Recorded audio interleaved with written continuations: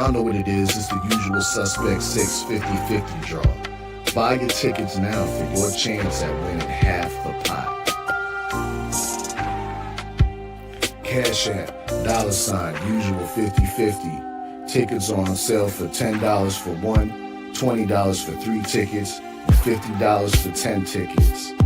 Put your desired amount, name or alias, as well as your email address, and your tickets will be set. We announce the winning ticket numbers every other Friday on Supreme Beats Boxing Talk Bullshit on the Beltway, 8:30 p.m. Eastern Time. Remaining proceeds will go directly to the LDBC meet and greet in Las Vegas. Shout out to the LDBC, and remember, it's a usual suspect.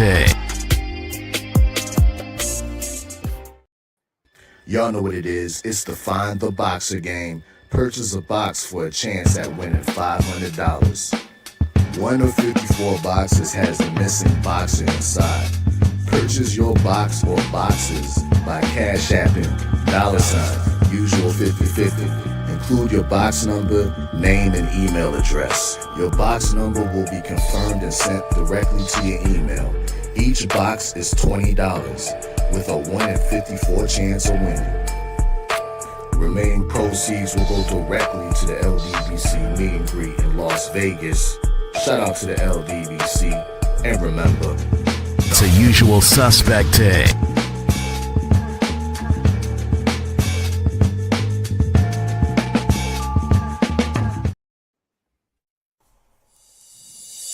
We offer the best grooming products for you.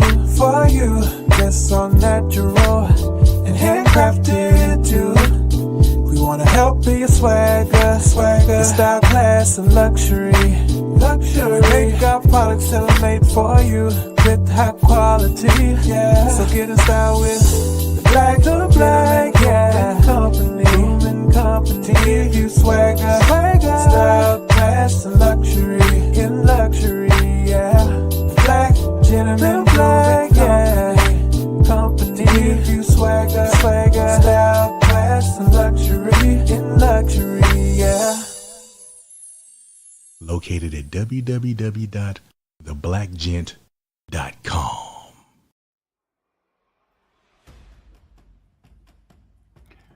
Yo. What's good? It's Stormybman, and I am back. Welcoming you to Nerds on Culture with Stormybman for this Monday, May 12th, 2025. This is 119 in the numbers of Nerds produced shows.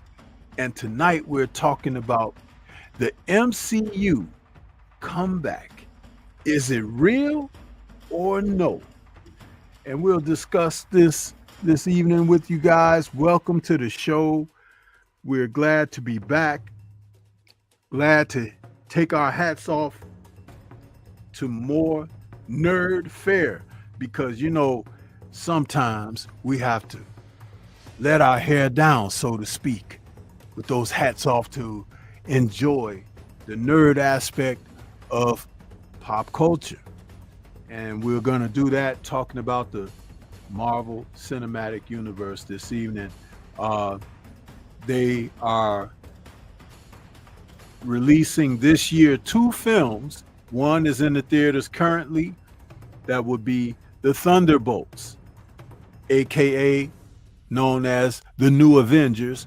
And coming up still in July, we'll have the Fantastic Four, The First Steps.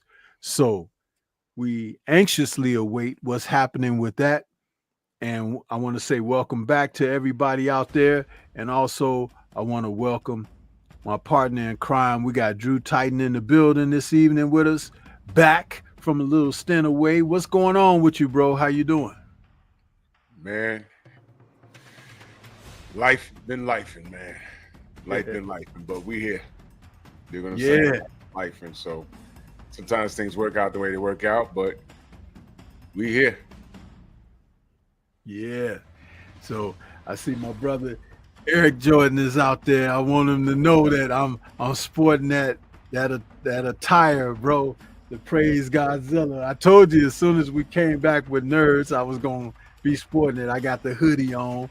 Ain't worn the tee yet, but have to, you save stuff to break it out, You dust it off and pop on that collar, But yeah, man, I'm glad that we're back, man. We're gonna talk a little bit about the MCU. Are they finally turning a corner and sending us back into what we were able to enjoy through the first 3 phases of films? We're talking about 23 movies through those first 3 phases, man, that started off with Iron Man and ended with, what was it? Spider-Man, is it No Way Home, with all the guys that were in there? That was something else. The Infinity Saga, they called it. So we're coming around.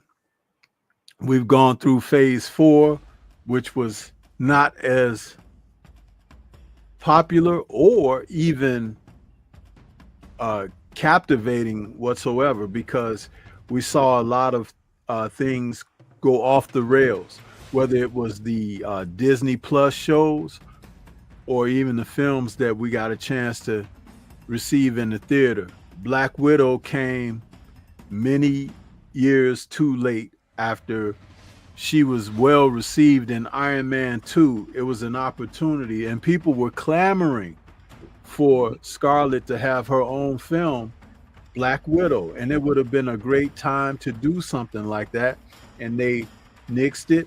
And then here they come when, after the passing, and I have to relate this, the passing of Stan Lee, and then these people got involved where Kevin Feige he designated responsibility to some people, and they took advantage of that, beginning to supplant what had already been homegrown, and the audiences didn't receive or take to it well at all. If the Black Widow film had come 4 or 5 years earlier, people would have received it well. But the way they went about that, because they were trying to push a certain type of agenda, it didn't work out. And the Eternals also bit the bullet of that agenda of what they tried to do. If they had just made the characters like they are in the comics, it would have been just fine. But changing not only the genders of characters, and also giving them same gender relationships and things of that nature, man, come on. There's like, and then there was also the other aspect of films that came through the pipeline of too much comedy. And that's what I meant about going off the rails. Too much of that kind of stuff that just kind of like really took you out of the experience of what the MCU was all about. That guy Taika Waititi, I don't know what got into him. But you know what got into him. Yes, it just became something that was like, for the character of Thor to be brought down to just a joke, and to have him brought down in a sense of, Thor is a god, man. And there are so many stories. Like, people don't realize Thor could have stories with the Eternals or the Celestials. He could have stories with the Silver Surfer. It's just, there's so much out there. And then to have a great character like Gore the God Butcher, and to see what Taika Waititi did with that character, oh my goodness, man. Imagine if the Russo brothers had done something like that to Thanos. Infinity War and Endgame would have fallen straight through the floor. You know what, Stormy? They never learned. Batman for example, the Michael Keaton, that was the reemergence of the DCU. That was in the early 90s. Remember when Michael Keaton played Batman? Batman 1. Batman 2, you saw them drifting off. Penguin, Catwoman, you know, the giant penguins at the end. And I was like, okay. After Batman 2, they tried to make it a modern version of the 1960s TV show. And I didn't appreciate that. So that's why there have been so many redos of the Batman films. You understand? Some were good. Yeah. Once we got to Val Kilmer, I was done with it. And to be honest, I think I may have wobbled into that theater and saw it for free at that point. You know, it was like I didn't really care to support anything. But Marvel they have a lot of they have a lot of references of what not to do. Exactly. And you got to remember, there's been a lot of technology that's changed. The internet is unlike anything that anyone has ever seen. You can actually, where in Hollywood you had to put a product out and wait for some feedback, and it might take a month or two. Yo, you can get your feedback right now. You put a movie out in real time. Okay, it went out. We're gonna check the internet tomorrow, and they will tell you this sucks. And when you have pages right here on social media, whether it be Twitter or X, whatever they call it, or YouTube, you go to those big channels that got 100,000 followers and sit down and listen to them and see what they say. Okay, it's like, okay, this guy's a hardcore critic, but he's also a huge supporter. These are the guys like us. They grew up reading the comic books, and we give an educated assessment of those movies. And if they sit down, like who's his brother? Reverse Flash, like his channel. I mean, I've listened to his live streams, and he gives an educated. Basically, what I'm saying is, 99.999% of the stuff he says, I agree with. He's not the only one. And I'll look at that, but like, you know what? He's right. And those Hollywood guys, they might not say it out loud, but they run to those channels. Yeah. You know what I'm saying? These YouTubers, and I'll say this, when they go to comic book conventions, the people at the comic book conventions are recognizing the YouTubers because they respect their opinion because they're us. And how dare you ruin our childhood, our hobbies? How dare you ruin it and poison it with your woke nonsense? You asked what got into homeboy? His boyfriend at home. Why don't you do this and pay homage to what we do in our personal life? Don't nobody care about that. We don't hate it, but leave it there. There's a place for everything. Listen, man, you want to know consistency? When they redid the Fantastic Four, Michael B. Jordan was a Human Torch. We was like, no, I didn't want to see that. Why would you do that? That's for white people. Don't do that. Why are you doing that? Don't do that. It's annoying. Leave it. All you have to do is bring it to life. You don't have to change anything. And this is where they didn't really realize it, because remember, the director of that film, he had great success with that independent heroic film Chronicle. Right. And those were all original characters. And that's why it was successful like it was, because people hadn't seen those characters before in those scenarios and story being told. And people were like, hey, I kind of dug that. You know what I mean? And so they hired him to direct the Fantastic Four reboot. And when he did that, he brought the elements of that film into the Fantastic Four, when you got 50, 60 years of source material to do, and you go out there, you make Sue Storm adopt it. Don't forget that. It was Sue free Storm money. The groundwork is laid. Why would And I mean, they introduced the negative zone, but they introduced it improperly. It's like they just, and the thing running around with no lower garments on or anything. He's just a rock being. It's like, come on, man. They did to us with that film what DC Warner Brothers is doing to their fans right now with everything that they're putting out right now. or not putting out. And what I was going to say as you were speaking a moment ago was, if I recall correctly, Spider-Man, the first Spider-Man film with Tobey Maguire, if I'm not mistaken, it came out before the X-Men film, right? Yeah. Because Bryan Singer did the X-Men films. Right. When Spider-Man came out, Tobey Maguire, the only thing at that time that people weren't really feeling was they didn't like him having the organic spider webs. You know, they was like, they kind of complained about that. But the costume, the special effects, the acting and everything, people were very happy with them taking from the source. Now, what I wanted to say about that experience was, I remember when it opened up, Drew and chat, I went to the theater to see it on its opening.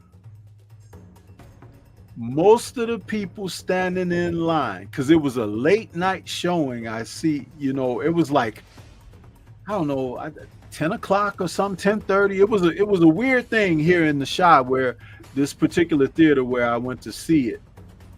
But everybody in the line was like our age. Yeah, see? Or older. Yeah. You know what I'm saying? It wasn't like guys in their 20s and, you know, 25, 30 years old. No. Stormy, those are the guys that steal the movies. Yeah. But what I'm saying is, and this goes back to, and Young Deezy's out there in the chat, he says 2002. So it goes all the way back to there. There was no internet and stuff like what we know of today covering this stuff. But you should have saw the glee in the men and some of their girlfriends and wives, or just women who came to see it too, because we were all in a certain demographic. The elation that they would like, man, I can't wait to see this. You know, it's like, you know, because Spider-Man, a film on him had been rumored to be for a long time. You know, New Line Cinema was supposed to do a film with James Cameron directing, and it didn't go through. So it was like people had been waiting, and it delivered, man. For 1 second, I'm sorry. Yeah. And as the film delivered, and the that soundtrack that people became familiar with that, dun, dun, dun, dun, dun, dun. You know, that was like, you know, it was just pleasing to see Spider-Man like that.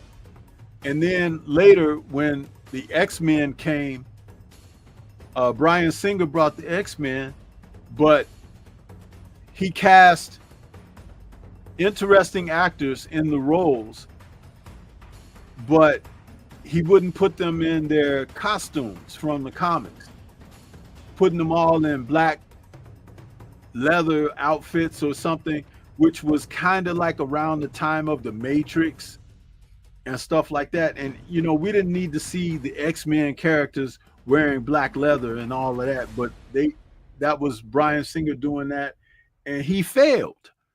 He failed at that. And people resent that and reject that even to this day, because the actors and some of the stories that were being told were okay, but you take us out of the experience by not putting them in there. And then there was this thing, because Kevin Feige, who was back then just kind of like a production hand and a guy who could provide source information, but he wasn't in the power seat that he's in today. Mm-hmm. And he was trying to tell them, he was like, you know, kind of, if you keep it close to the envelope of source material, people will really gravitate toward that. Bryan Singer banned comic books from the set. He didn't want them reading the comic books and stuff like that. And Kevin Feige was sneaking comic books onto the set to various actors and actresses that were playing these characters, because he wanted them to have an understanding of who they were playing. And if you think about that, there's always been someone with their shoe in the way of the door closing. You know, it's like they can't help themselves. So I'm saying all of that to come around to what we're talking about tonight, the MCU comeback. Is it real or no? Thunderbolts is a huge step in the right direction. It's a huge step in the right direction. Not only is the cast an assortment of very good actors and actresses, but they found a theme to connect the characters in this film and make you understand why they would fit as they do in the circumstances that the film brings them to. And also, after I saw the film, I was like, you know what? This is the MCU's Expendables. Yeah. Yep. You know what I'm saying? Like, Yeah. But guess what? The Expendables is a successful franchise. Salute to Sylvester Stallone for coming up with that. But this is offshoots and cast-offs from major MCU films with like sub-characters. And they've come together and they brought them together like this. Like, I'm gonna tell you something. If you watch the Falcon and the Winter Soldier Disney Plus series, Wyatt, who plays John Walker, man, you hated him on that show, right? It's like you hated that character. And it was supposed to be that way because he's that way in the comics too. But it was just like, I don't like him. But in this film, after having the buildup from Falcon and Winter Soldier, because you know that takes time out to develop the characters through each episode or whatever, by the time he's in this film, you kind of like the dude because there are certain circumstances where he's definitely not Steve Rogers, right? Definitely not. He's like, you know, if something ain't going down like he really wanted, that dude will reach for that pistol so fast. In a minute. He is the polar opposite. Exactly. But if you watch Falcon and Winter Soldier, you understand why, right? Understand why, yeah. Yep. Man, go ahead, Drew. I know I'm talking a lot, but I'm has excited, you know, on the subject. Go ahead. You nailed it. They're a bunch of misfits. They're a bunch of misfits, but they're brought together under the worst set of circumstances. They didn't mean to be there. They just ended up there. And seems that Bucky is the glue to hold them together. You know, Red Guardian, he's just happy to be in the mix with things. Right. He's happy to be there. And the list goes on and on. But one of the greatest parts of that film that had me tuned in was the death of Taskmaster. Thank you. If y'all know, y'all know. Of all characters in Taskmaster in the MCU, that was the last character I think that they would bring to the screen. But I always knew there was an opportunity when they brought a B character like Batroc the Leaper. And I said, oh man, and they casted him perfectly. George St. Pierre, the MMA guy, that was perfect. Wasn't it? That was perfect. But you have to read the comic book to understand why MCU does those little things. It makes you like, oh, I know who that is. Claw. Yep. And the other bit, yeah, and they didn't put their bugged out mask from the comic books in there, but if you know, you're like, oh, that's Claw. You know, that's crazy. You know, so you can tell that there's some people that respect the legacy of the characters, but what they did in Phase 4 with Taskmaster, if you don't know who Taskmaster is, he's a B character, but he's like a gun for hire, and he's a savant. He doesn't have no superpowers but he could watch you fight, and it could download and register, and he could like really go head up with you. It's like fighting yourself in the mirror. The guy can go head up with the Avengers, right? Because of what he knows. The character concept is so dope, right? And when I saw it on the Black Widow film and I saw the advertisement, I said, "Oh man, they brought in Taskmaster," and I was so hyped until I figured out what they did with it. Yeah. And I said, "Man, they done woke." Marvel Phase 4 was woke to death. And by the way, that term woke was even hijacked from the black community. I don't want to get too deep into that. Right. But now woke means everything but what it was supposed to mean, what it used to mean. But whatever. But now y'all can have it. Get it away from me. And one thing the Thunderbolts got right, and I think what I was saying a minute ago, how they go online and they read what the audience is saying, because we're the core audience, the guys my age. We grew up in the 80s and 70s and 80s and 90s supporting these books, and we're happy with these new AI and graphics and all of this stuff. We're happy for them to bring our characters to life. Look at the Hulk. That's a long way from Lou Ferrigno running around in slow motion. Right. You understand? So we could do justice by bringing those powers to life on the silver screen. And what we don't want is to be disrespected. Don't disrespect our childhood. Don't disrespect what we grew up watching. The groundwork is laid. All you gotta do is follow the damn story. Just add to the story, like you're watching another comic book. Just add to it. Don't ruin it and reinvent the wheel. Because then these guys started putting in their own personal spin on it. We didn't need that. And what was frustrating was, it was blatant and in your face. Why would you do that? Well, okay, you know how you fix a Taskmaster situation? You want to make it like that? Cool. Why make it a woman? Why couldn't he have just had a son that he thought blew up in a damn building? It's a man. Taskmaster's a man. But you see all of this dimension and all of this, time jumping and stuff like that. This is how they're going to fix it. Taskmaster could come back as who he's supposed to be. This Fantastic Four, y'all are all angry that there's a female Silver Surfer. Don't worry. I think they lose. Which is why they leave their Earth and end up in Earth 616. Because they lose. Which means that Silver Surfer might die. And I'm cool with that. Get out of here. Don't get used to it. Somebody's paying attention to us when we talk. And what I was saying is, our audience, we're the ones that actually pay the money. Because all these young kids, they're all on the internet watching this shit. That's what they're doing. They steal the shit. We don't. We pay money for it. Not only that, we don't look for all the spoilers and everything. We stay away from spoilers. We stay away from it. We can go into it and watch it fresh. I'm aware that there were 2 post-credit scenes for this film, The Thunderbolts, but I didn't watch any of the spoilery stuff. I didn't go through it. That's right. And and I was gonna sit through the credits anyway, whether I was told that there was a post-credit scene or not. And that's the thing that you learn how to do when you're being given good stories that are being told.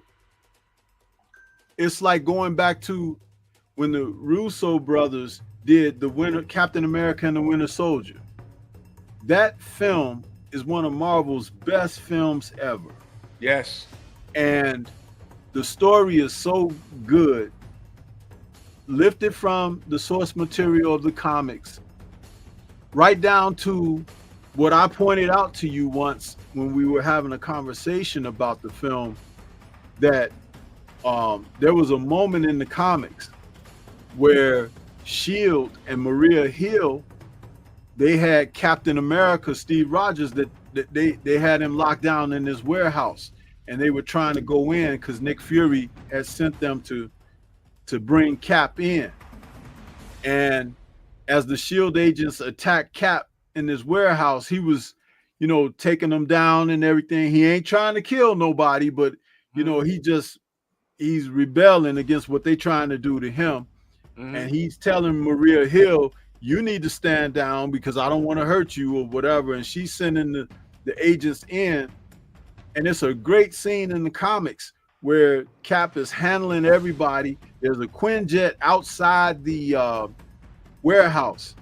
And if you remember the warehouse scene from Batman versus Superman, when he was outside that warehouse, and he was firing in there, you know, with those bad guys that had Clark's mom hostage.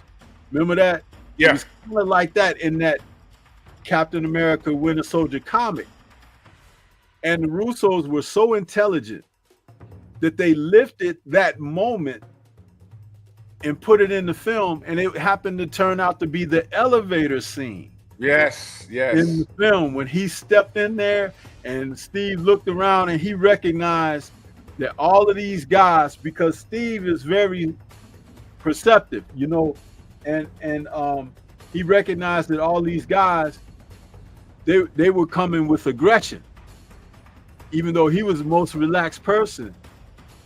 And they, in the first Captain America film, they show you that when he went and rescued Bucky, Yeah. and he came back and he was talking to Peggy and Howard Stark, and he was giving them checkpoints of where the soldiers were being held and all of this stuff. And he said that I only got a quick look at everything, and Peggy looked at him like, shit, that's enough. You done told us the whole lay of the land, you know, which means that Steve is sharp. He see things, he recognizes. But in that elevator scene, he knew that S.H.I.E.L.D. was getting ready to attack him. Yeah. So he took them down. And then just like in the comics, after he took them down, he in the comics, he dove out the window and disarmed the agent who was in the Quinjet and flew away with the Quinjet. In the film, he dives out of the elevator, lands, the Quinjet is coming after him.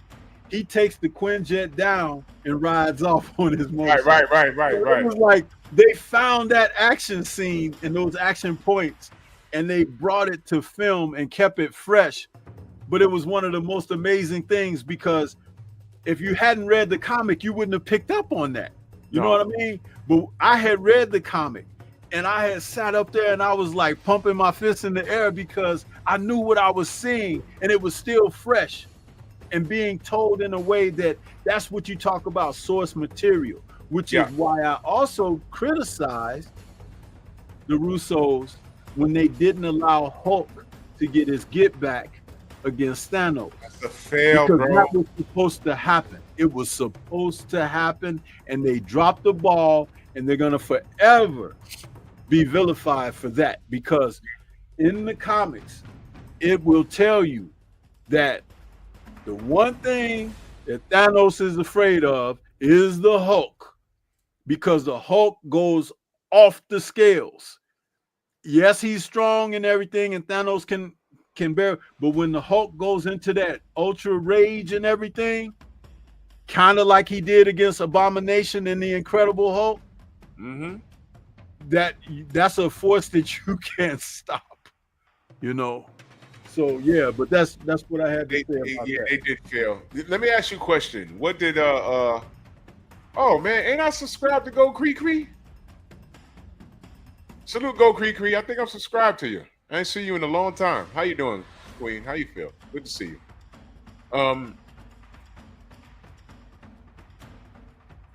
Who wrote that film? Which one? Winter Soldier. Who wrote that? Those two guys, Marcus and I can't think of their names, but they have been writing a lot of the Marvel projects. That's who I trust. Marcus and McFeely, I think their names are. It's two guys. That's who I trust. That's who I trust. Everyone needs to follow that. That Winter Soldier film. When you rate all of the Marvel films, and we got over 10 years of them, that might be it's up. It's Winter Soldier and Avengers 1 are the two top tier. Yeah. Two top tier. And I will never forget when they were advertising that film, Stormy, when they showed the commercial when he's chasing Bucky and he threw the shield and Bucky turned around and caught it. Bro. And they zoomed in. I was in my living room like, oh shit. Yeah, right. Bro. You know what was an amazing moment too, like that? in Civil War when they were chasing Bucky in the tunnel man. and they were running past was the tunnel. Drew, was that not an amazing scene? Yo, listen, man. When I'm in the theater and I got my hands on the saddles like this, I'm locked in. Yeah. Oh, and he grabbed the dude off the motorcycle and spun around. Man, come on, bro. How do we go from that to Love and Thunder? You see what I'm saying? Oh man. Yeah. Yeah. Exactly. Man. That's what I'm saying. It's like you let these people into the party. You listen, I gotta go there. I don't care. You ever been somewhere, Stormy, and it's your crowd? Y'all listen. Look, this just happened to me a few months ago. I went to an event, right? And I'm there, and they're playing 80s funk, R&B, and I'm sitting there, and I'm not a drinker. Whenever I go to the bar, what can I get you? Pineapple juice. What you want, some vodka in it? No, I really want just a pineapple juice. That's all I want, or ginger ale, right? And I'm sitting there, and the DJ's playing D-Train. You're the one for me, and I'm sitting there, and I'm just enjoying. They ain't no. Everyone's my age or a little older. Everyone's socializing, and I look to my left, and there they were, the niggas. There they were, and I'm like, and they stuck out like sore thumbs. They had their pants sagging, jeans on, boots on, fitteds all tilted with the do-rag under it. And they just looking, and I'm not the only person. I looked around, and we all looking at them. And it's like, who let them in? Right. Who let them in? They go to the bar, and they looking around. And I'm saying to myself, yeah, they know this ain't that type of party. This ain't that type of party. They know. And I hear them talking. Yo, what they playing, man? What is this old shit, man? What is this, man? And I'm like, bro, don't. But I went and talked to the bouncers. I said, yo, I don't know if these kids are finna do anything, but keep an eye on them. And his man said, oh, nah, those my peoples. They ain't gonna do nothing. Oh, you just gonna let these niggas in. And they ain't do nothing, but I'm saying they stuck out like a sore thumb. That's Marvel right now. They let these bullshit writers and directors in, and what they did was they disrespected us. They disrespected us, and they insulted our intelligence. That's what they did. They said, oh, man, they just want to see some people, some heroes flying around on the screen. They don't know the difference. That's what they did. Yep. And I was super pissed off about that. I was super pissed off. I did not like the product. And I said, you know what? That's cool, because they ain't getting my money past this. And that's how I know whoever's writing this new stuff now, they watch what we say. Everybody. Because they killed Taskmaster, that version of Taskmaster. That's not the version in the comic book that I grew up watching. They killed. They didn't wait. She didn't have no lines or nothing. She took the mask off so you could see it's her, and she ate a bullet in her face. And I loved it, and the audience loved it. Everyone was like, "Yes, yes!" And we was just hoping she didn't get up. And when they left, they incinerated the place. And I said, "She's dead. Good, good." And there was no mention of her at all. And it's over. Thank you. So somebody's listening. Somebody's listening, and I appreciate it. Now what they have to do, you can bring that character back, because we doing all this universe jumping in. They're going to bring back a male Black Panther. They have to. They're going to bring it back. You know, they're going to fix everything. Thank you. They're going to merge everything, and everything's going to be in one universe. The Avengers, the X-Men, Spider-Man, or Men, or whatever they do. Ghost Rider coming back. Thank you. But thank you. They shot her in the face and incinerated her. And this isn't me saying, oh, well, I don't like the women. No, the character was wrong. They ruined the character. What if y'all got on the MCU and Reed Richards was married to Tom Storm and it was a gay couple? Why would you do that? That'd be disrespectful to the characters and disrespectful to the pro-women that say, hey, Sue Storm's a woman. Yeah. They bump uglies and they give birth to the most powerful character in like Marvel history. But I digress. Yeah, that's just like when you know, at the end of Endgame, when old man Steve came back and he gave Sam the shield. He passed on the shield to Sam. It happened in the comics. And for those out there who are, you know, biased and bigoted with their views on things, we know that you're not true followers of the source material, because even if you didn't like it in the comics, you understood that that's where that comes from. But if you watch the Falcon and the Winter Soldier TV series and you see that Sam had apprehensions about that position and everything, and he was, you know, he was torn about why would Steve try to pass that on to him. And even Bucky told him, you know, some things that he needed to hear and whatnot. But there was a small conversation that he had with Rhodey, you know, that kind of meant something, because Rhodey was like, hey man, you know, and I thought that that was cool, and it needed to take place, those conversations. But see, there are a lot of people that didn't watch the Falcon and the Winter Soldier. They tuned out because Sam being a black man, and they weren't invested in his story or anything. Well, you know, when he saved the day at the end of that series, and he had that very important speech that was at there when everything had come to an end, and he was talking before the reporters and those politicians, and he was telling them some things. I felt so great about that, because what he represented was why Steve passed this shield to him. Now, when he had his own film, Captain America: A Brave New World, of course the Wakandans had helped him out with giving him an upgraded suit so he can be more protected, because he didn't take the serum. The biased and prejudiced people still wanted to rail against Captain America being represented by a black man. But we found through the history that there was a black Captain America even when Steve was Captain America. Right. You see what I'm saying? So it's like they didn't veer off track here.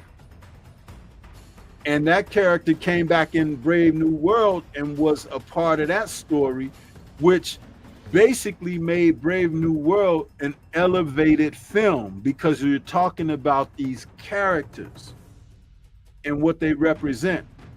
And guess what?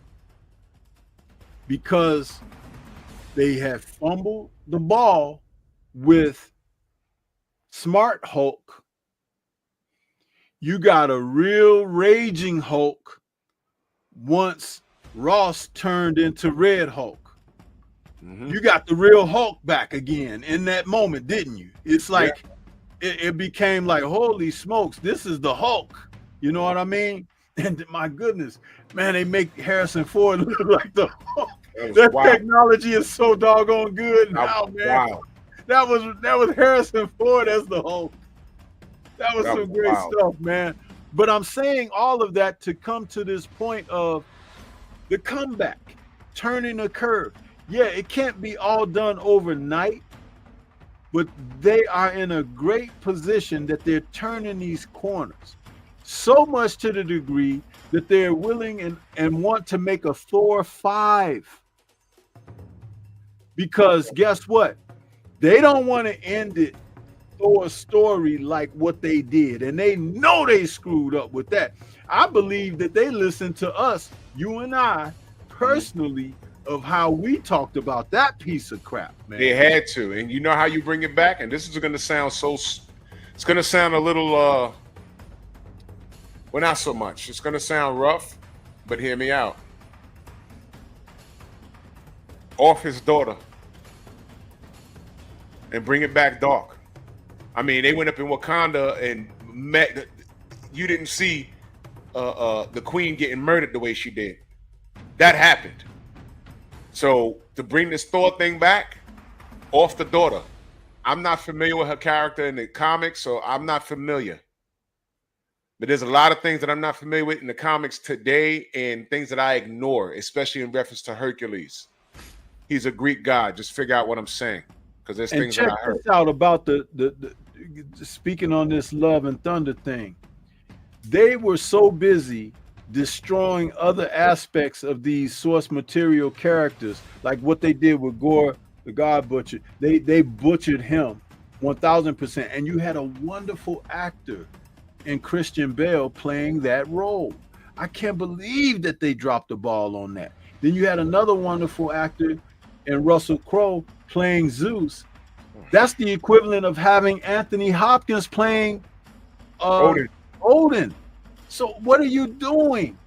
But what I wanted to say about that was they were so busy shoving that woke stuff down the throats of people that they forgot to include Jane Foster Thor properly, because we never even got to see how she became Thor. It's like they left it out of the movie, but they left all this bull crap in the movie, including the scene where they sitting up talking with that rock character dude, telling them about that how he and his mate was. No, what the hell was that? We didn't. We were supposed to see how Jane Foster becomes Thor. We were supposed to see that, and even in the deleted scenes, they didn't include it on the Blu-ray. Why? Taika Waititi push him to the Mount Everest, take him to the top of there, and throw his ass off of there. Sparta kick his ass off of there. Yeah, this is Marvel. Sparta kick his ass. Kick his ass off of there. His ass off of there. What was he doing? I don't care what you do with your boyfriend at home, because I know he get down like that. But leave your personal stuff off of my stuff, man.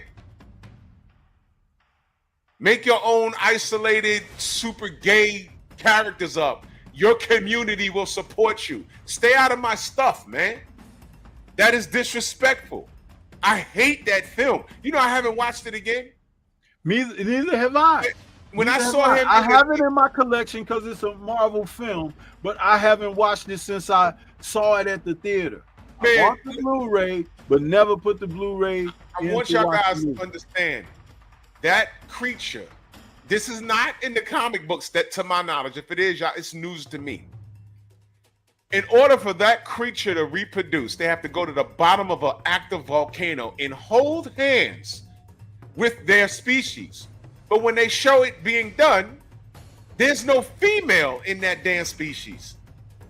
They're not even asexuals. It's a dude. You got a whole head. And the other rock creature had a mustache like who? You ever heard of a guy named Freddie Mercury who died of what? AIDS? Who sang with a group called Queen? So what were they saying? And he's sharing that story to who? With kids, with children. And remember, Drew, remember when I pointed that out to you and you was like, whoa. I even did that. I was like, that aspect of it. We had a show that we did, but I presented that to you. I was like, dude, they got him mentoring kids. Miguel loved that. Kids with that foolishness, bro. Oh, I was upset when you pointed that out. I said, wait a minute. Yeah. Why was he in charge of the children? These dudes are making statements right in your face. Right in your face. I was just so mad at the film, like, this shit sucks. And then Stormy says, you noticed that was the guy talking to the kids? I said, oh my God, you're right. Yep. This was ridiculous. This is ridiculous. But now they heard us. Yeah. They heard us. They had to. Taskmaster was shot in the face and incinerated. Bring the character back. I don't mind, but do it right. Bring T'Challa back. I didn't have a problem with the. You know what I appreciated about the Black Panther sequel?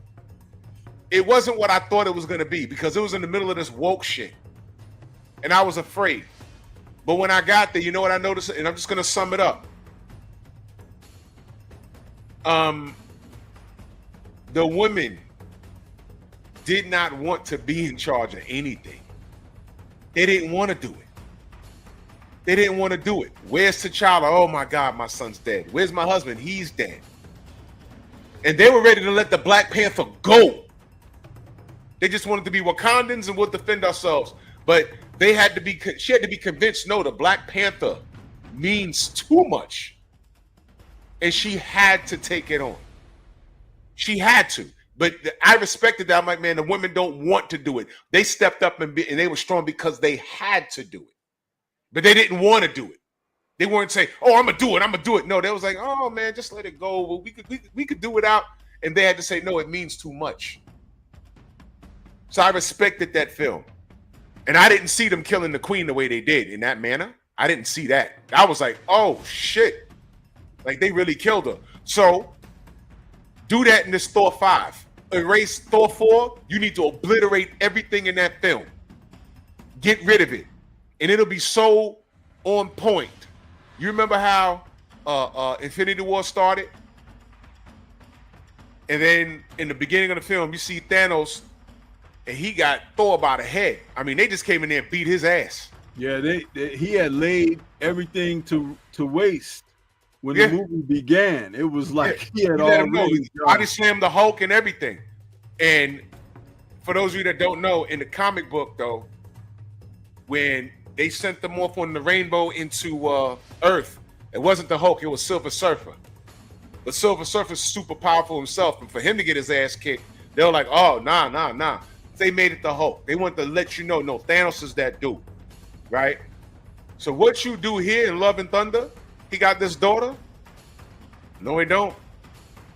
You make Thor 10 times more angry when he didn't go for the head. Now you don't off my daughter. So now you got Stormbreaker, and now you got Mjolnir, because what's her name is dead now. She's in Valhalla. You take that Mjolnir and give Stormbreaker, who's the other Thor? What's his name, Stormy? Beta Ray Bill. Yeah, you can give him the Beta Ray Bill, give him Stormbreaker. You could twist that up. You could do that because his species is in the MCU. You saw his face in what was it, the third Thor movie? Yeah. You saw his face on the that Ragnarok outside the stadium. His face was outside like all the other warriors. His Beta Ray Bill's face was on the side of that structure. Right. Give it to him and get rid of it. And you got to make Thor. Do y'all understand Thor is realistically Marvel Superman? That's how strong he is. You got to understand in Avengers, they were about to get their ass kicked until Thor showed up. Man, one of the greatest scenes in MCU history. Thor arriving in Wakanda, had a rocket on his shoulder and Groot with him. Yep. That dude, that is a even when you watch it now, if you don't feel a little chill or something when that moment takes place, because the way they captured it, the Avengers were being handed their dinner, man, big time. Yep. And Hulk wouldn't come out of Banner, and it was like Rhodey and everybody was taking a beat down. Mm-hmm. And here all of a sudden the Bifrost, because the Stormbreaker can create its own Bifrost. Right? Yeah. And here comes Thor arriving, boom, right in the middle of all of this. And he's looking around, and everybody stops what they doing, and they looking at Thor like, oh my God. Banner knew. He said, you guys are screwed now. Yeah, right. Bust him up. Oh man, you know what, Stormy? We got a decade or more worth of. We need to do top 10 Marvel climatic scenes. Yeah, man. That made you go, oh. Yeah. With the exception of Thor 4, I think every movie had one scene. Thor Ragnarok, they had a pretty good scene in there. like the climax, the fight at the end. They had a few, but we need to like top 10, and we need to put them in order. Like we were just talking about the elevator scene with Captain America. Right. That scene was crazy. You know what scene was pretty cool too? In the first Iron Man movie, when that tank shot at Tony and he evaded the bullet, the shell, and then he held his arm up and his gauntlet up and he shot something at the tank, and then it exploded. Boom! Exploded. Yeah. That was when Tony got well and he came back for his get back. Oh man, that was crazy. Man. Yeah. Yep. Yeah, that's a great. Let me write that down so we could do that. We'll have that as a future show. You know, I got my little list here. Yeah, that was great, man. That was great. And we see y'all in the chat, man. Salute to y'all. Yeah, but they have some making up to do, and so far. We got the Thunderbolts, and I was satisfied because you know I'm sitting there with my arms folded. I'm like, man,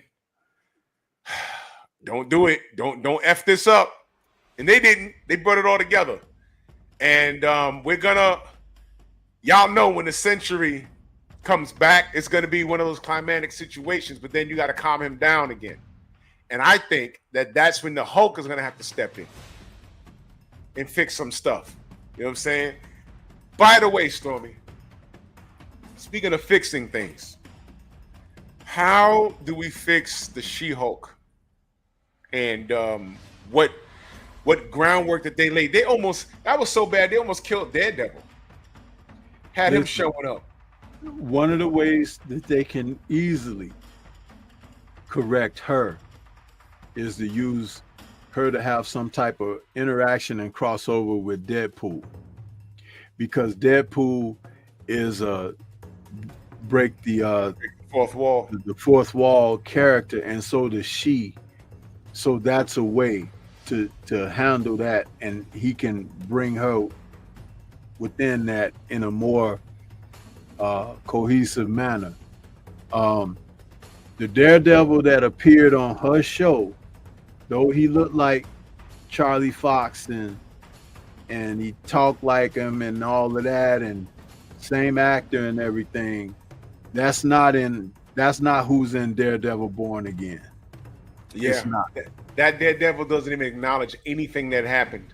Exactly. Whoever those writers were that wrote that foolishness, hopefully they won't be writing for ever again. Hopefully they get the palsy and they can't even type. Let me see something. Let me see something. I'm gonna see if I can pull it up.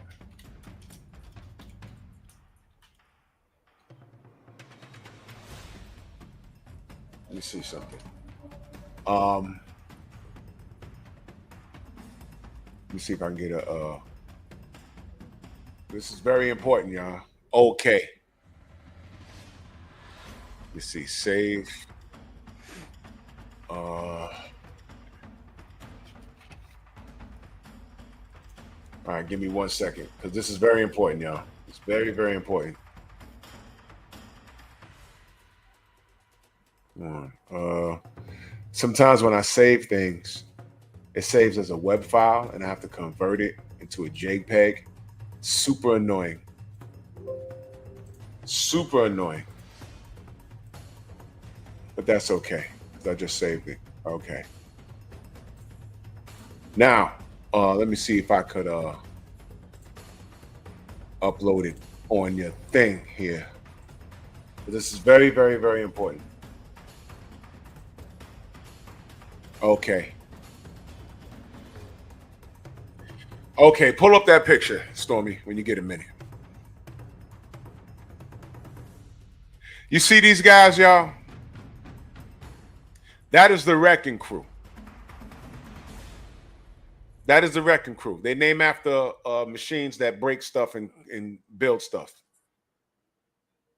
These guys in Marvel Comics are dangerous.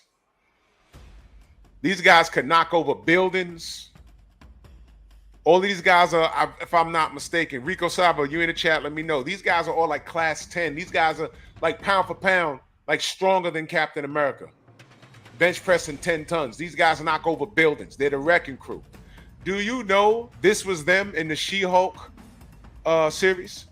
That was them. They had one guy had on the helmet right there. I think that's Bulldozer, whatever his name is. That was them. You remember the dudes that tried to jump her outside the house? Yeah, yeah. That was supposed to be them. Rico Sabo. That was the Wrecking Crew in the fucking She-Hulk. Do you know how dangerous these dudes went head up with the Fantastic Four? And also those guys that was sitting in on that therapy session with Blonsky. Yeah. Yeah. Come on, man. Wrecker is about 40 tons. These guys knock over buildings, man. The Wrecking Crew. They run up on freaking She-Hulk, and she sunned all of them. They're a bunch of dudes with a powered up crowbar, a powered up helmet. What's dude's name back there? Is his name Bulldozer or something? I forget their names. It's ridiculous. They did them. When I saw that, bro, when I saw her twerking with Meg Thee Stallion, I was ready to just cancel my business. Man, that was one of the most offensive moments. I'm like, my God. Really? Do you know how much that brought that show down? Totally. Totally.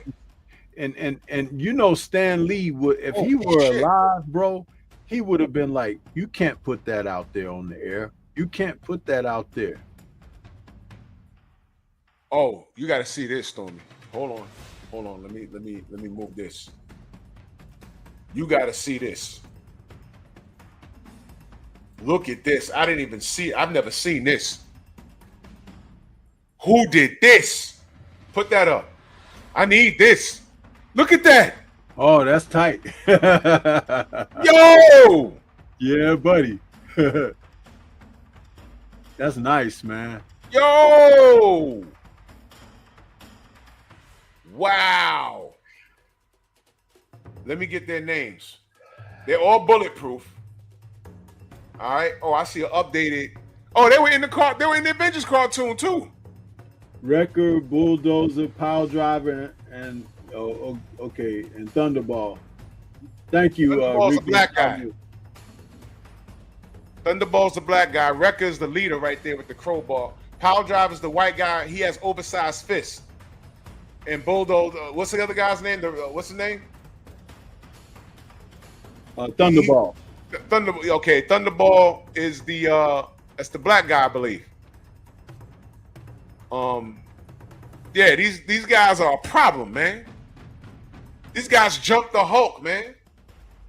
They did. They jumped the Hulk, and it didn't work out in the end.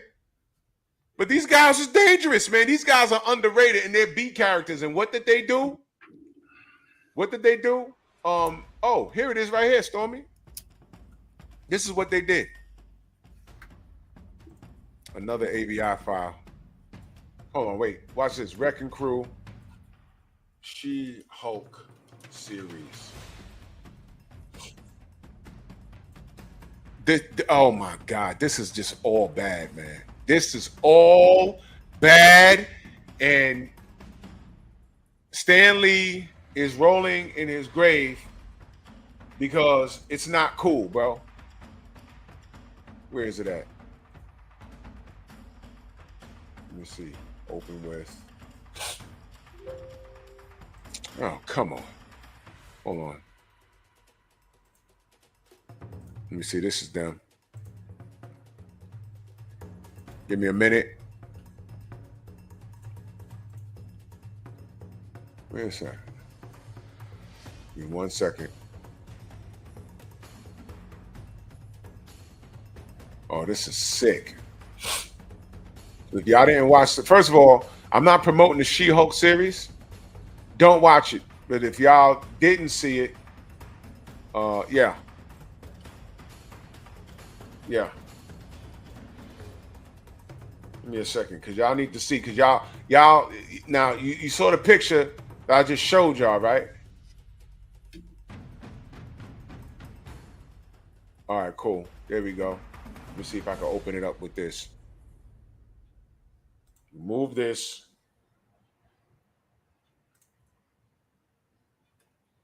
Let's see. I might have to alter it.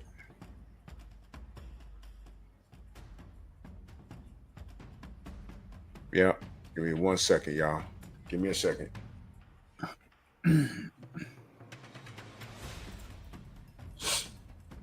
Because this was all bad and it annoyed me to no end. Where is it?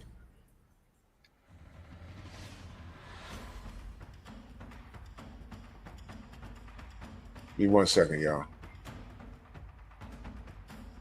You download, okay.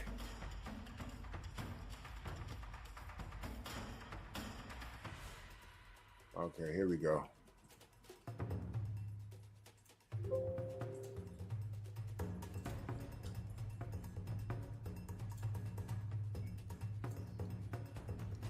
All right, ladies and gentlemen, this was the Wrecking Crew that was in the She-Hulk episode. That's them.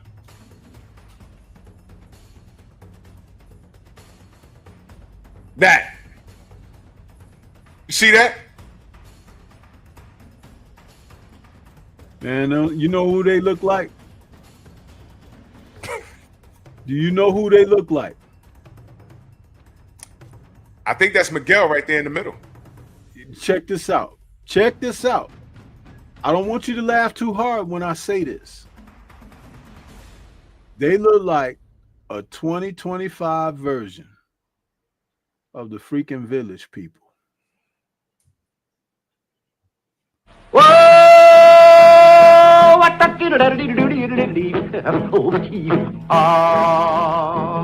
it's kind of pretty before it gets started, ain't it? Oh, Froggy went courting, he did ride Crambo. Froggy went courting, he did ride Crambo. Go!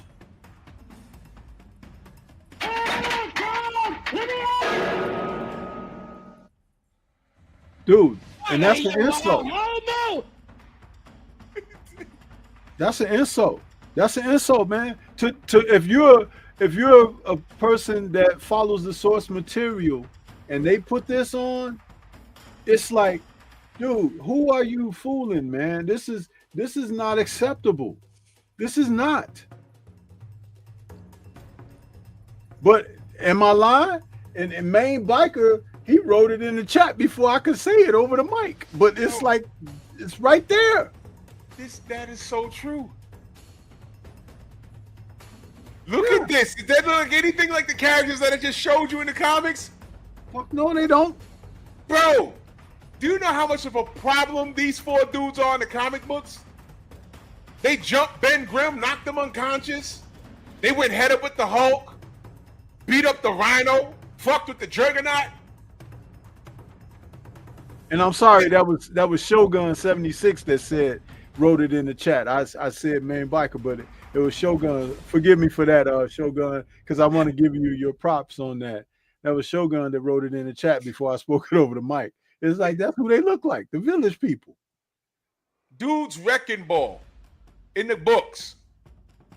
The black dude that has the wrecking ball, it literally comes from a wrecking ball that knocks over buildings. That's what he carries around. That's how strong he is. He looked like he carrying a bowling ball. That's what it is. And what does this dude with the hard hat? Oh, come on, bro. Come on, man. Come on. Looks like a ComEd employee that got fired.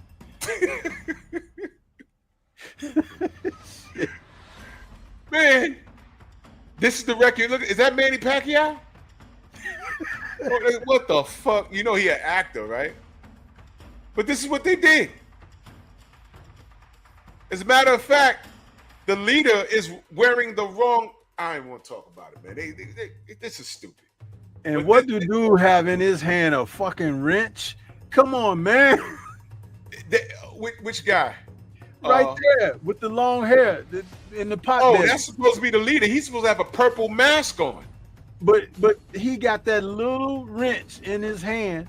He looked like one of, come on, it's supposed to be a crowbar. I know, but it's like it's not menacing at all. That's my point. It's like, yeah, they jump out at you. Give me your money. Like, nigga, if you don't get away from me, I'm trying to go home. I just work a 12-hour shift. Leave me alone, man. Give me your money, man. Get the fuck out of here. My God. So you're right. You throw She-Hulk in a little skit with Deadpool, and somehow her universe gets erased, and we ain't got to deal with with Scar, because he just showed up, and we're like, what is this? This is my son? How they gonna? Okay, let's talk about that for a second. How they gonna fix the Hulk? They got to do World War Hulk. That's how you're gonna bring back Savage Hulk. You got to bring him back. So how the hell do you fix Scar? How do you fix that? How do you make him? How do you do that? How do you fix it? I don't know how to do that. And again, these fucking writers did this. Now they have to undo it. That's what I'm saying. You got to get dark immediately. And Thor, his daughter got to go. I don't care. She's not going to do anything. Don't care. Get her out of there. All right? Thank you for getting rid of that Taskmaster. I think they're going to kill that other Silver Surfer, and we're going to deal with the Norrin Rad Silver Surfer. But this is what I'm saying, Stormy. They didn't have to make a female Silver Surfer. There was one in the comics in another dimension, but you didn't have to go there. Galactus has a herald named Nova. It's a female, and she's the same color as Silver Surfer. She just has a long fiery hair. Why couldn't it just been her? This is because that film went into production and everything when them woke folks was still attached, I think. Yeah. They need to kill everything that was associated with that. It'll make us feel so much better. Kill them all. Let God sort them out. I don't care. These motherfuckers. Maybe that's what Doom is gonna do. Maybe that's what Doom is gonna do, bro. And he needs to crashing into each other and everything. I think that, and when he creates Battle World, he gonna take the remnants, and I think by the time everything go down with that, those who are left over will be just like, they won't have no knowledge of the previous universes or whatever. They'll only know the present reality, and that's what it's going to be. And it's going to be the MCU going forward. That's what it's going to be. I think we'll get a new Tony Stark and a new Captain America out of that situation too, where the ones that we know before will be like variants and stuff,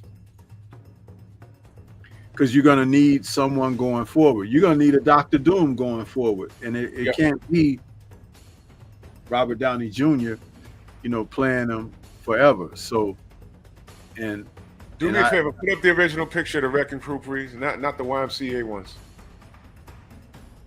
That's who that's supposed to be, y'all. You gotta be kidding me. And put up the model for me, please. The model, I think you took it down. Yeah, wait, it should be there. Let me. Oh, hold on. I gotta move my screen. Yeah, I got it. There we go. I want to know who did that. I want to pick that up. Cool. That's pretty cool, bro. Rico Savo, I need to know who did that. But you see that wrecking ball he got right there? Come on, man. The show ain't no bowling ball. I can tell you ain't no damn bowling ball. Hey, I want to say salute to Karma Serene out there. She asked the question. She said, "Is Dr. Doom dead?" No, he's not dead. He's actually been pulled into going to investigate what's happening with these what do they call it? Excursions by Chloe. Ain't that her name, Drew? Chloe, the female that's going to be played by Charlize Theron. Yeah. And he actually ends up marrying her in the comics. She became his wife, but she came to him at the end of Doctor Strange in the Multiverse of Madness in the end credit scene, and she told him, "I need your help. You help kick off some of these excursions, and we got to go and correct some of these mistakes you made." And that third eye appeared in his forehead, and they went through a portal to go and chase after this adventure that they're on. So no, Doctor Strange is still very clear. I'm sorry, I said Chloe. Forgive me. Thank you, Rico Savo. Clear. But yeah, they went on that journey. So that's why Doctor Strange is not around presently. I want to get this. I gotta find out who made this. Yeah. But that's pretty tight. That's pretty tight, man. Oh, by the way, Stormy, Rico Savo, that's my boy with all the statues. Oh, is he? Okay. What's good with you, Rico? Drew showed me some of that work you got going, man. That's some awesome stuff, man. Awesome. Yeah. I got a few figures. I've got Captain America from Avengers Age of Ultron. I got Black Panther. I got Bruce Lee from Fist of Fury, well, the Chinese Connection. And I got Quill from the original Guardians of the Galaxy. I got a Bolo. So I have a Bolo, and I think I have Mr. Han. Really? Okay. Yeah, I have it in storage. I have it in storage. I have Anakin / Vader. Yeah, right. Yeah. When Revenge of the Sith came out, it's got the dual figure. It's got Anakin. It's got Vader costume, and it's got the burnt Anakin. Oh shoot! Head in there. Yeah, the burnt Anakin. You know, from you were the chosen one. You were the chosen one. And I bought that thing. I think it was like $18 or something when I bought it. Man, it must be worth something now because I've never even taken it out of the box. And it's the full 12-inch scale figure. Got his Jedi robes, his lightsabers. He's got his blue lightsaber and the red one for Vader. Yeah, there's a few things I need to check the price on. I got some collectibles that, you know, if Stormy ever check up out of here, you know, it's like somebody get a hold of that stuff. Some good stuff, man. I got a Spawn #1 signed by Todd McFarlane. Wonder how much that cost.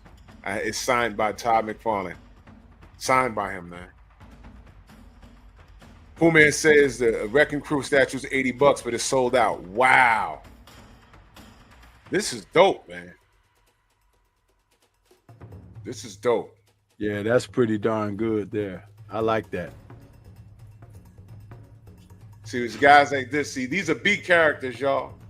And sometimes Marvel's they do a good job by bringing these guys to life. I just said earlier in the show, I like seeing George St. Pierre playing Batroc the Leaper.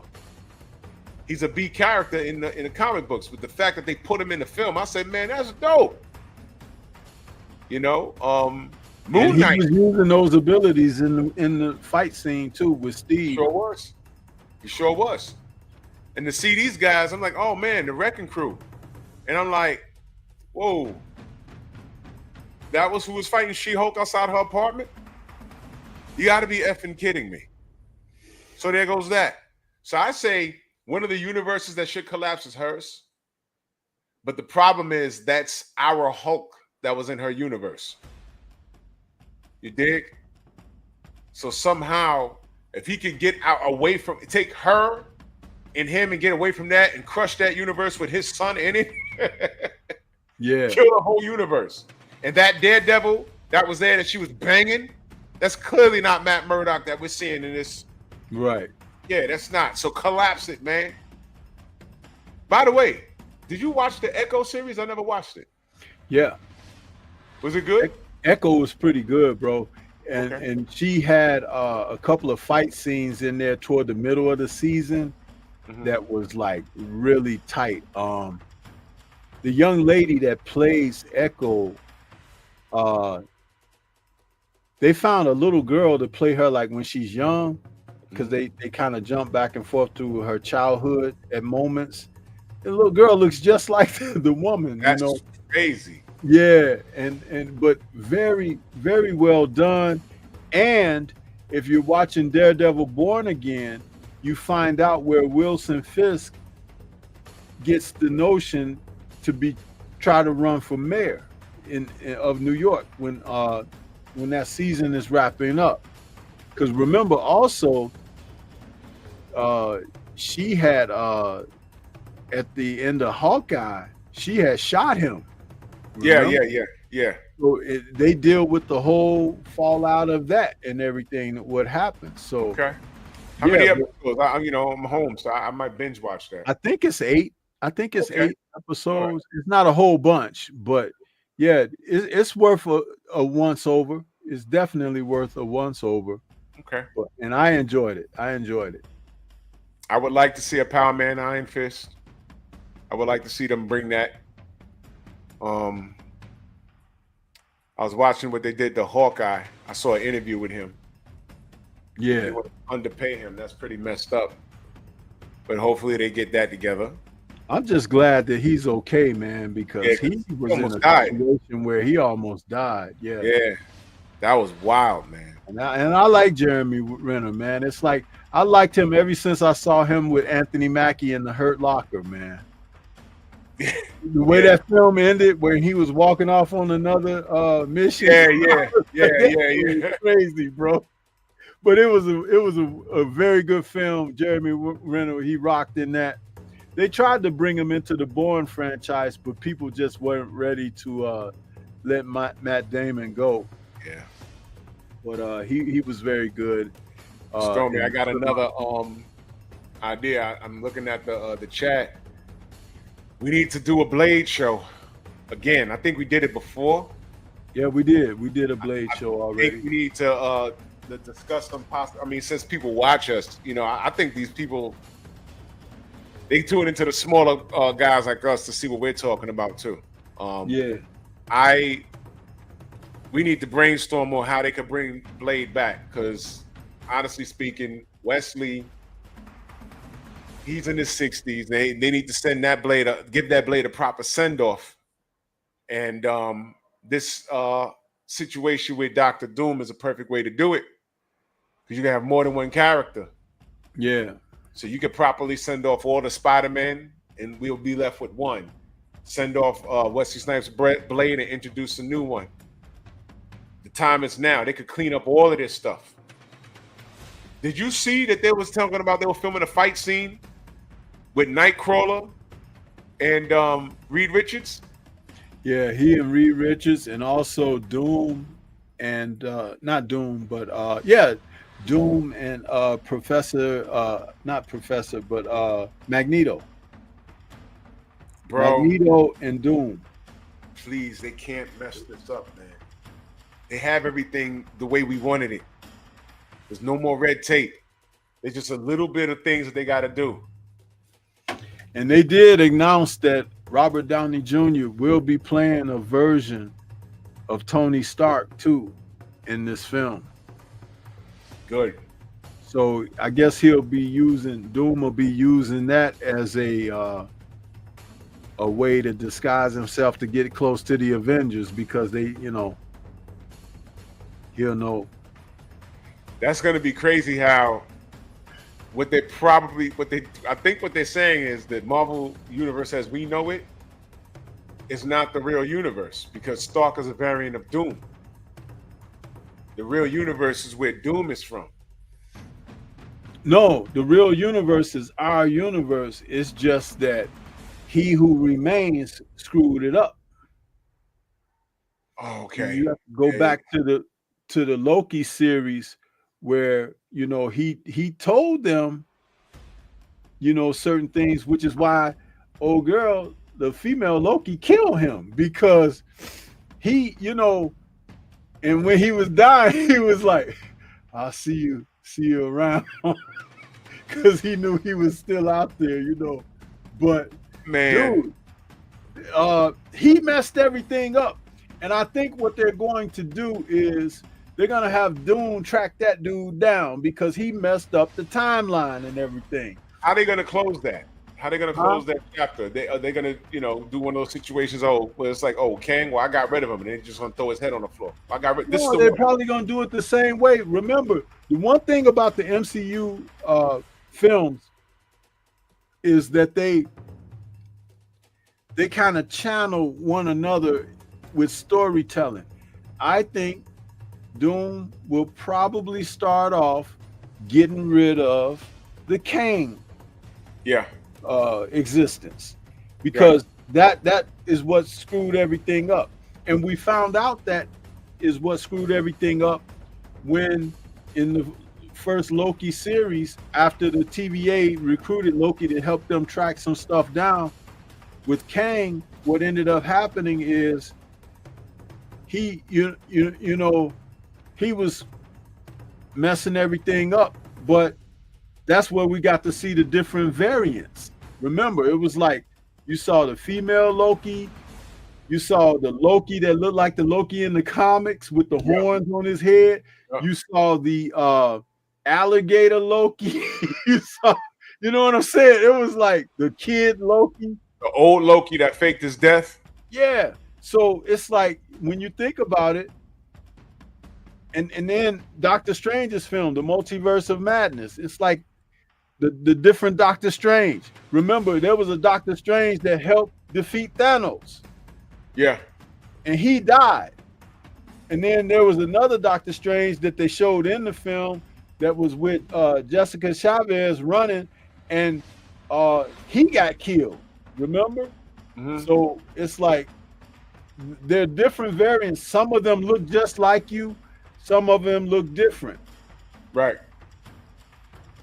Damn, you gonna get rid of the Council of Kangs? That's gonna be crazy. There's a Council of Reeds, man. There's so many possibilities, but the point is, the comeback has the potential to be real. They have to have the proper writers who are not only in touch with the storylines, but they're in touch with the audience. Right. Do not disrespect us. I promise you.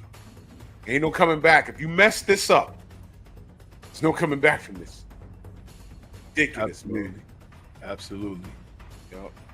Are you doing pep talk tonight? No, I'm not doing it tonight. I'm doing it tomorrow. Oh, okay. Because I was like looking at the time and I'm like, oh, you know.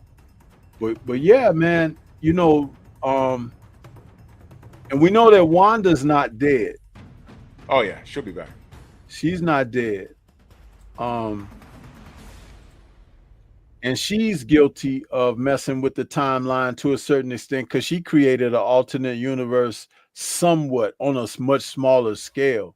Yeah. I wouldn't say alternate universe. She created a what do you call it?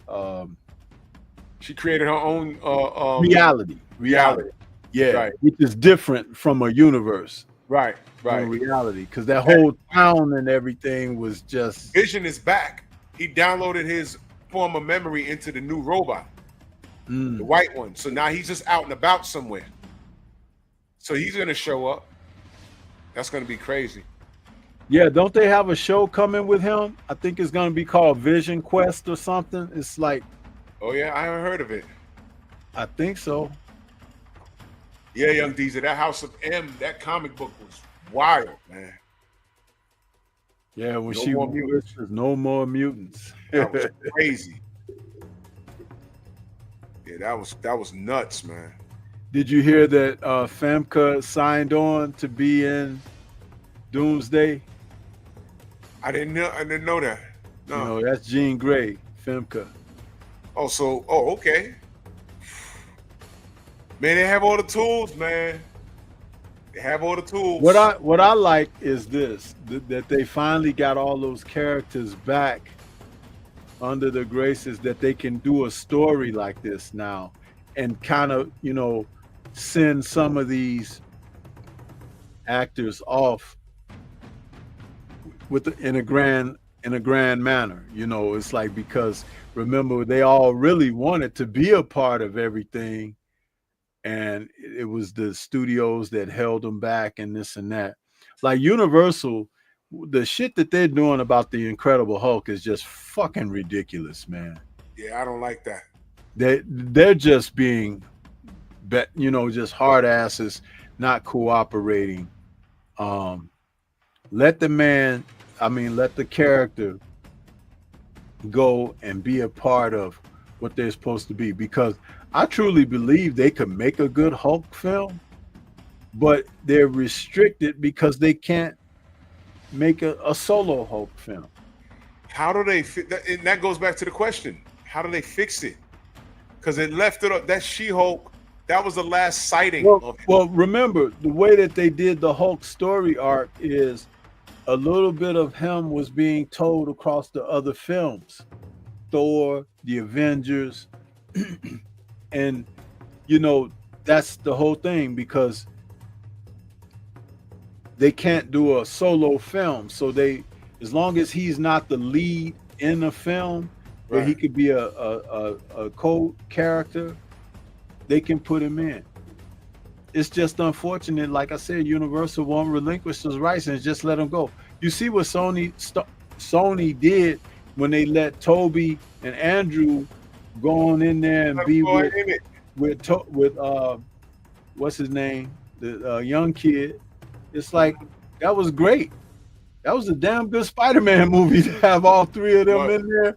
Do you remember when they were like in the house and that portal had opened up and they were like, Peter, and it turned around, he started walking toward it, and it was Tobey Maguire. It was the wrong Peter. Yeah, it's not Toby, it was Andrew. Andrew, yeah. Andrew walked in the house, and what's her name? MJ, she was like, she had that bread, and she hit him with that bread.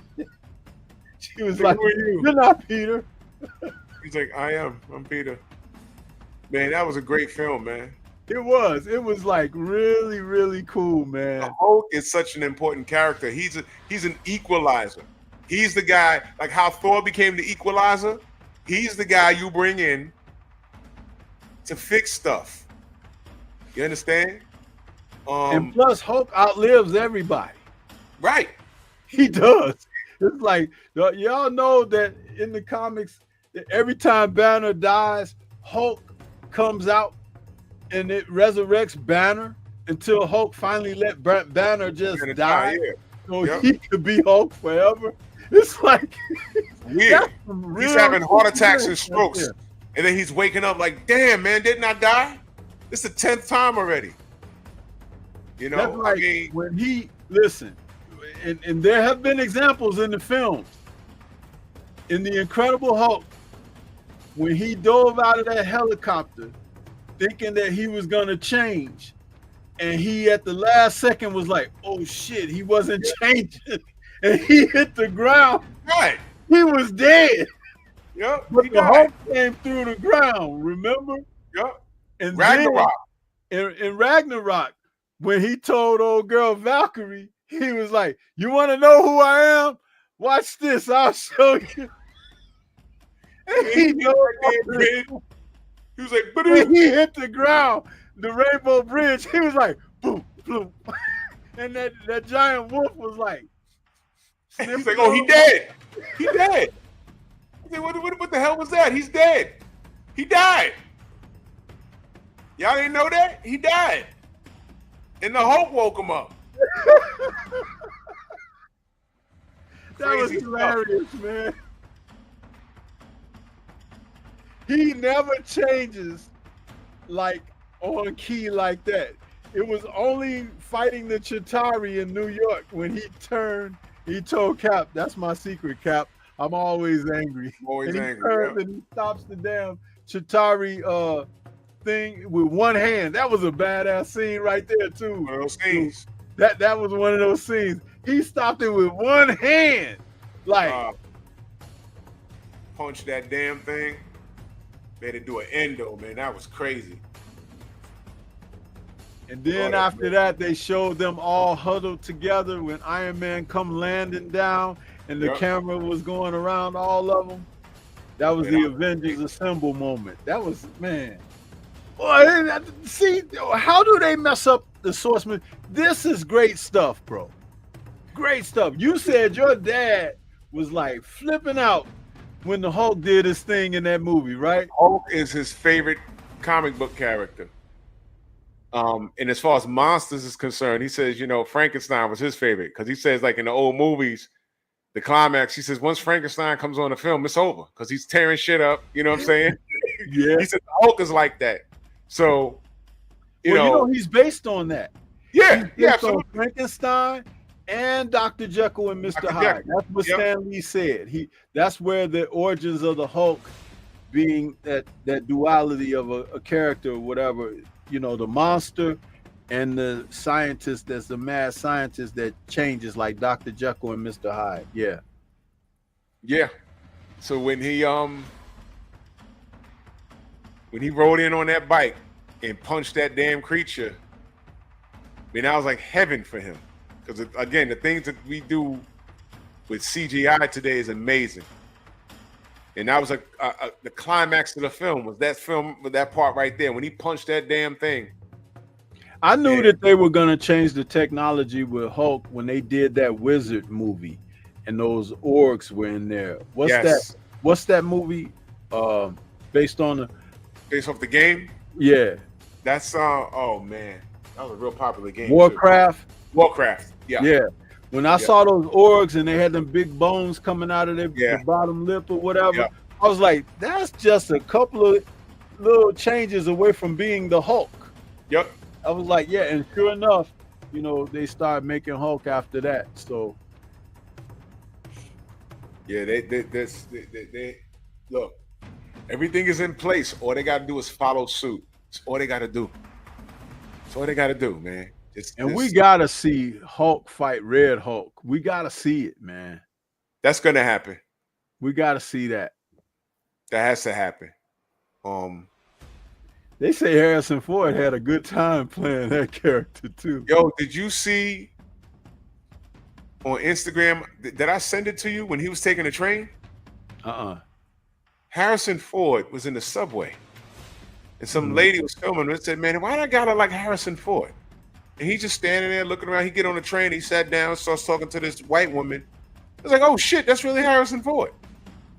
He was going somewhere. It's just a few stops. It was weird, but that happens. Jim Larix used to play for the Yankees. He used to take the 4 train to practice. He used to wear a cowboy hat. Yeah, they say Keanu Reeves is all. Keanu Reeves on the train, and people didn't know it was him because you know we do have a lot of lookalikes out here, but it was him. Dude, I worked at this building. And this young man came in one day. I know now who it was, but when I saw him, he had a baseball hat on. He had it kind of pulled down over his eyes. He was there to visit somebody. And I'm looking at this guy and I'm like, you know, because I'm pretty good recognition. You know, I'm pretty damn good. But he looked a little heavier than who it was he was supposed to be looking like. But at the end of the day, he gave me this little smile, which it let me know that was him. It was freaking Tom Cruise, bro. Tom Cruise. And Tom Cruise.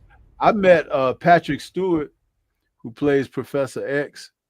When he's out in public, he wears a baseball hat because if he don't have his hat on, you know it's him right away. Right. It's like, you know, and he had that deep voice too, man. Hi, how are you? You know, I was like, that's Patrick Stewart, you know. I told you how I met Samuel L. Jackson, right? Yeah.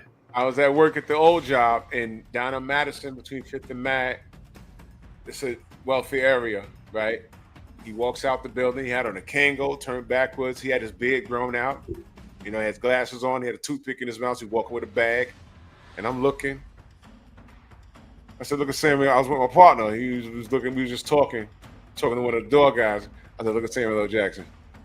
And my boy was like, oh, yeah, he lived around the corner. He walked. I looked at him. I just put my fist out. He dapped it up. Kept walking. He's mad cool, you know. But you know, if you blink, you'd miss him. Yeah. If you blink, you miss him, man. But you know, because they move with purpose, you know. They know, but they appreciate when people give them their space. Yeah. Yeah, he's cool. Then the Denzel Washington story, that was hilarious. I was sitting next to him for like 15 minutes by Central Park West, literally up the block from where John Lennon was shot. It was a nice day, and I was just sitting down. I was at work. I was just taking a little personal, and I'm just sitting down. This dude was on the phone. He was turned and sitting on the bench, and he had his baseball Yankee cap on. He was just sitting down, and I'm listening to the guy. I'm like, that sounds like Denzel. I was on the phone with my wife. So I got off the phone with her, and I'm just sitting there like another 5 minutes. I got up. I said, all right. And I just, you know, you just meet eyes with somebody just to say, you know, have a good day. He looked up at me, and I said, hey. I said, oh, hey. He's like, hey, how you doing? Dapped it up with him, and I left. I didn't want to be like a mark. Like, yo, can I get a picture? No. I left. I said, I was sitting next to Denzel Washington for like 20 minutes. Didn't even know it was him. Dude, I was about 8 years old, outside on the south side of Cottage Grove. And this was in the 70s. This Cadillac rolls up because there was this barber shop. Barbecue joint across the street called Leon's Barbecue. Anybody out there that knows Chicago knows about Leon's Barbecue. Old barbecue joint, still around. This Cadillac pulls up. Out of the Cadillac steps Muhammad Ali.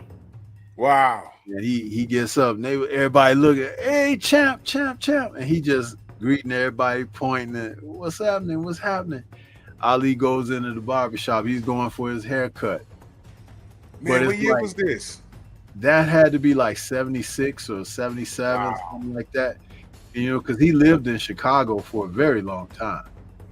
And the one thing about him, people gave him his space. I mean, they'd come around him and stuff, but they didn't, you know, no disrespect or nothing.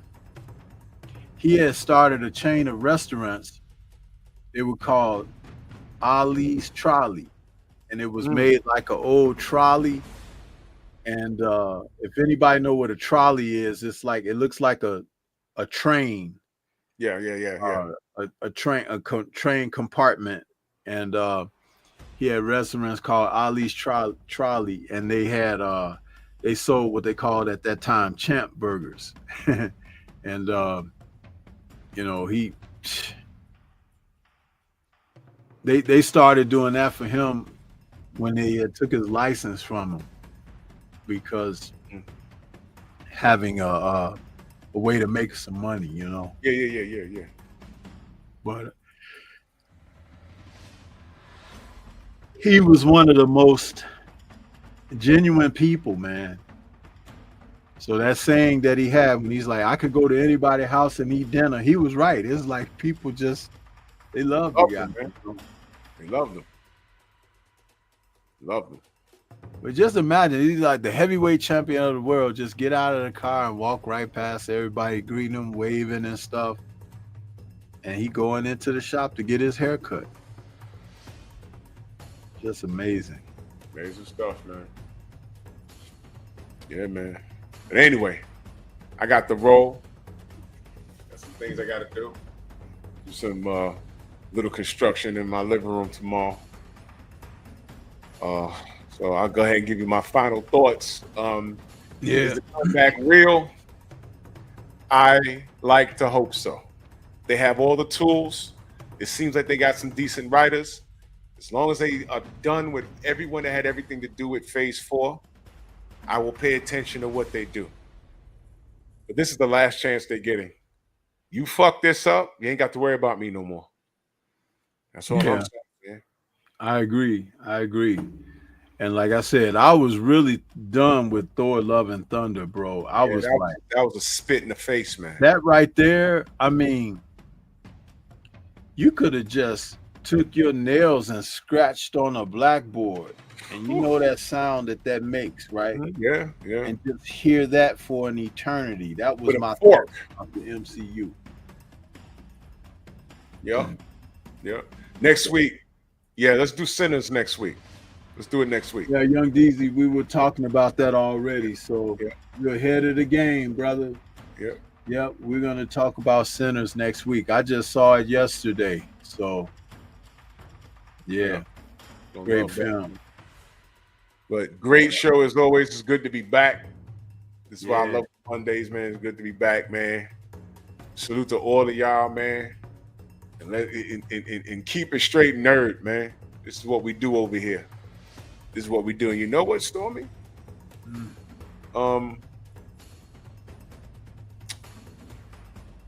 We should squeeze in some kung fu. If you want to do that, squeeze in some kung fu. There's a movie. There was a movie that one of the Venom's movie now. So it was a movie called Killer Army. One of my favorite films. I want to talk about that. Like, I know you've seen that. But I really want to Killer Army. Yeah, I'm very hip to that. And there's one that I would love to do and talk about, but I want to watch it again before we do it. And that's The Raid. Oh, man. I want to meet those directors because that was insane how they do things like that. Yes, sir. That film right there, blow your cap backwards. Yeah. Young DZ, Bear Cave will be back. Bear Cave will be back. I got time now. I got a little bit of time. So Bear Cave will be back. So, man, salute to y'all. I got to bust this move. Stormy, as always, we're going to talk. Yes, sir. Yes, nerdy, sir. brothers. All right, now. Thanks for everything, man. You hold it down with me on this show, man. It's so much fun. We just enjoy talking about this culture, this pop culture, man. So have a good one, bro. We'll be in touch. Peace. Peace. Yeah. Salute to everybody out there. Thank you for tuning in. We get a chance to hear from the sponsors.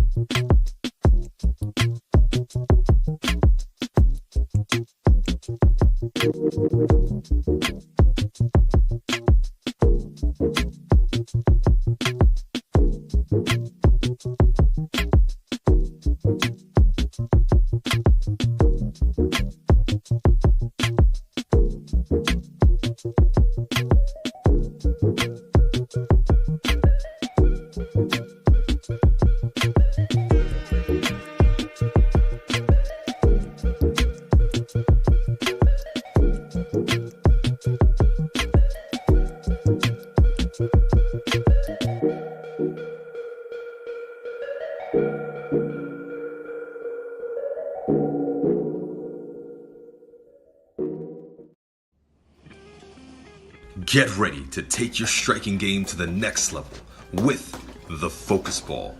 Dramatically improved footwork, timing, head movement, hand-eye coordination, reflex, and overall fight IQ.